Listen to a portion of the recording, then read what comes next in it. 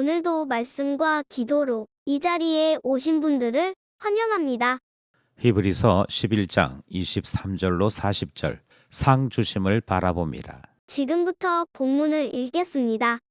믿음으로 모세가 낳았을 때에 그 부모가 아름다운 아이임을 보고 석 달 동안 숨겨 왕의 명령을 무서워하지 아니하였으며 믿음으로 모세는 장성하여 바로의 공주의 아들이라 칭함받기를 거절하고 도리어 하나님의 백성과 함께 고난받기를 잠시 죄악의 낙을 누리는 것보다 더 좋아하고 그리스도를 위하여 받는 수모를 애굽의 모든 보화보다 더 큰 재물로 여겼으니 이는 상 주심을 바라봄이라.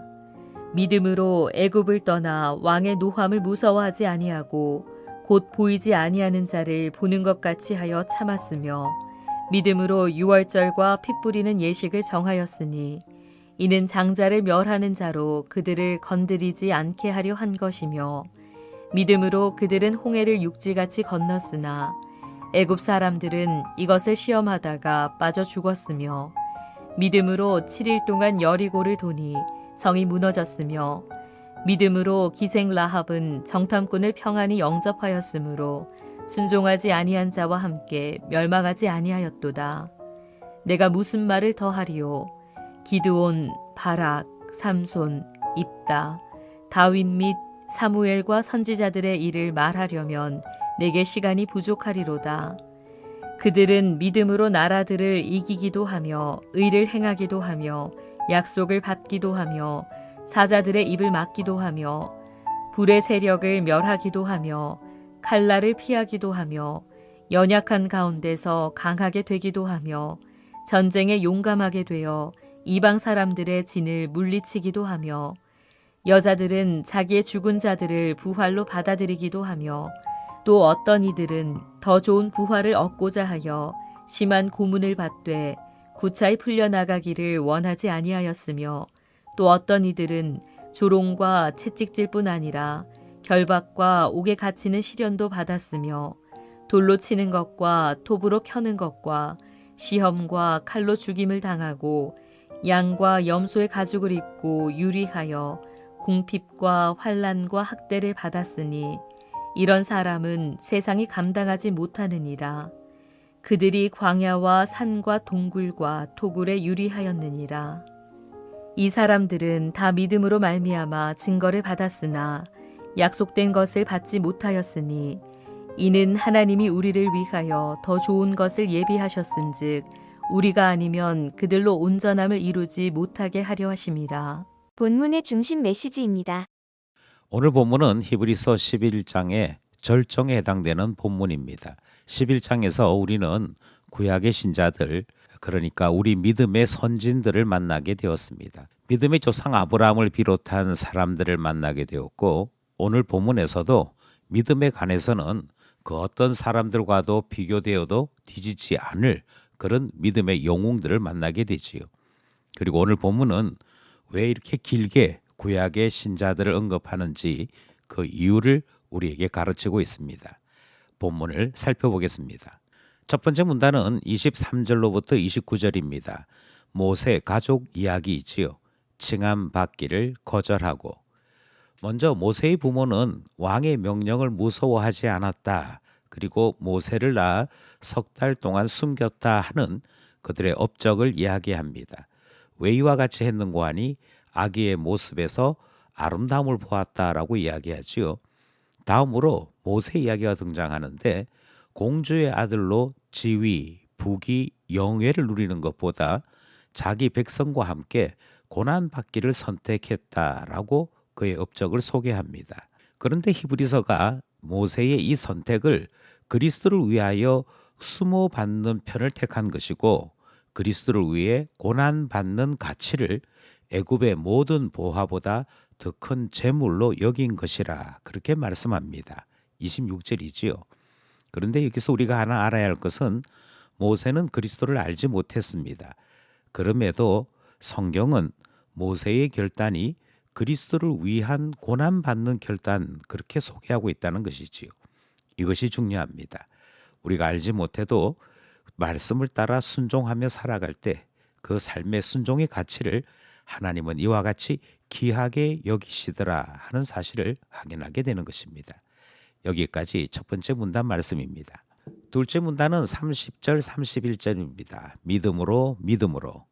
둘째 문단엔 두 가지 이야기가 등장하는데요. 첫 번째 이야기는 가나안 땅 정복 전쟁을 감당했던 여호수아 장군의 이야기가 등장합니다.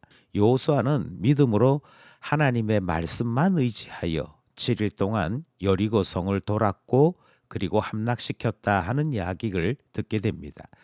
여호수아 장군이 칼을 들고 싸운 수많은 전투가 있었습니다.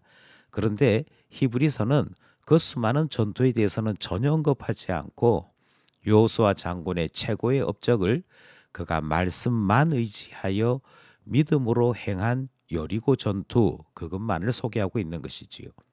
이것이 히브리서가 말하는 중요한 점입니다. 두 번째 등장하는 사람은 기생 라합입니다. 그녀는 이스라엘 정탐꾼을 평안히 영접했고 모두가 멸망할 때 함께 멸망하지 않았다라고 말씀하고 있습니다. 여기에도 그녀의 용기나 평소의 덕행에 대해서는 전혀 말하지 않습니다. 오직 여기서 두 가지 단어로 기생 라합을 소개하지요. 그가 영접했다, 순종하지 않았던 그 사람들과 함께 멸망당하지 않았다라는 말씀을 통해 영접한 사람, 순종한 사람으로 소개하고 있는 것입니다. 여기까지 두 번째 문단 말씀입니다. 세 번째 문단은 32절로 40절입니다. 세상이 감당하지 못하느니라. 믿음의 시련 앞에서 바락, 기드온, 삼손, 입다와 같은 사사들이 믿음의 싸움을 감당했고 그 외에도 이름을 일일이 열거할 수 없을 정도로 많은 사람들이 있었다 하는 말씀을 듣게 됩니다. 이들의 공통점은 모두 믿음으로 살았다 하는 것이고 자기 자신의 삶의 자리에서 그 믿음을 지켜내었다 하는 특징을 가지고 있습니다. 세 번째 문단에서는 이름은 없지만 여인들의 이야기가 등장하고 순교자에 대한 말씀도 등장을 하는데요. 이 하나하나의 이야기가 우리로 하여금 감탄을 자아냅니다. 어떻게 이 고난을 감당할 수 있었을까? 경외심마저 느끼게 하는 것이지요. 그리고 본문은 이들에 대한 소개 끝에 세상도 이 사람들을 감당하지 못했다 하는 말씀을 소개하고 있습니다. 38절 말씀입니다. 하지만 히브리서 저자가 이 모든 사람들을 언급한 이유는 따로 있습니다. 구약의 사람들을 언급하면서 이들은 오직 약속만을 들었던 사람이라고 소개하지요. 그런데 그 약속만을 믿었고 믿음으로 세상을 이긴 사람이라고 소개합니다. 반면에 예수님을 만났고 예수님의 십자가 대속의 은혜로 거듭난 그래서 새 사람의 은혜를 입은 우리는 약속만을 바라보고 산 구약 사람들에 비해 엄청난 은혜를 누린 사람들입니다. 구약의 성도들이 약속을 바라는 믿음을 가지고도 이토록 놀라운 믿음의 진보를 이루었다면 신약의 성도는 구약의 성도들보다 훨씬 더 큰 은혜를 입었으므로 성경의 표현대로 우리를 위하여 더 좋은 것을 예비하심을 받았기 때문에 우리의 믿음은 더 커야 하는 것 아니겠습니까? 40절이 소개하고 있는 더 좋은 것을 예비하셨다 하는 말의 원뜻은 하나님께서 더 좋은 것을 공급해 주셨다, 제공해 주셨다 하는 뜻을 가지고 있고 이것은 구약의 성도들이 알지도 못하면서도 마음에 간절히 원했던 메시아 곧 예수 그리스도를 만나는 큰 은혜가 신약의 신자들에게는 있었음을 말씀하는 것이지요. 약속을 바라본 구약의 성도들이 약속의 성취를 이룬 시대를 살고 있는 우리들을 향해 믿음의 완성을 기대하고 살았다 하는 점을 우리는 말씀 속에서 발견합니다. 그러니 더 큰 은혜를 받은 성도들의 큰 책무는 바로 성취를 맛본 자로서 믿음의 완성을 이루어야 한다 하는 것 아니겠습니까? 더 큰 은혜를 받은 성도 여러분, 구약의 성도들보다 더 큰 믿음으로 살아야 하지 않을까요? 오늘도 말씀과 기도로 믿음의 삶 살기를 결단하는 우리 모두 되기를 간절히 소원합니다.